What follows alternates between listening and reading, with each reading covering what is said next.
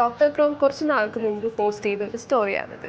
ഇത് കണ്ടിട്ടാണ് എൻ്റെ ചെറുപ്പത്തിലെ ഒരു ഇൻസിഡൻറ്റ് ഓർമ്മ വന്നത്. ഞാൻ LKG UKG പഠിക്കുന്ന ഒരു ടൈമിൽ ഒരു ഫ്രണ്ടിൻ്റെ അടുത്ത് നിന്ന് ഒരു ചെറിയൊരു സ്ലേറ്റ് പെൻസിൽ ഒളിപ്പിക്കാൻ വേണ്ടിയിട്ട് ഞാൻ അതെടുത്ത് ലെഫ്റ്റ് നോസ്ട്രലിൽ എടുത്ത് വെച്ചായിരുന്നു. എന്നിട്ട് ഞാനത് മറന്നുപോയി. കുറച്ച് നാൾ കഴിഞ്ഞപ്പോൾ റെക്കറൻ്റ് ആയിട്ട് തുമ്മലും ജലദോഷവും പനിയും ഫുൾ ഇൻഫെക്ഷൻസ് ആയിരുന്നു. ക്ലാസ്സിലൊന്നും പോകാൻ പറ്റാതെയായി. അങ്ങനെ കുറേ ട്രീറ്റ്മെൻറ്റ്സ് ഒക്കെ ട്രൈ ചെയ്തു.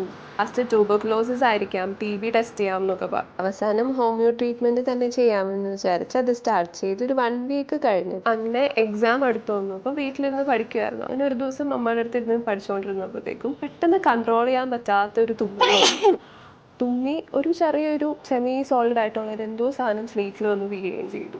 മമ്മ ഇത് കണ്ട് പേടിച്ച് പാനിക്കായി.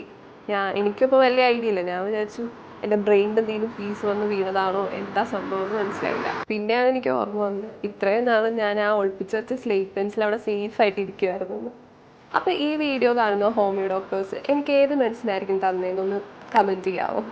ആ മെഡിസിൻ്റെ ഇൻഡിക്കേഷൻ ഇങ്ങനെയാണ്: promotes the expulsion of foreign bodies.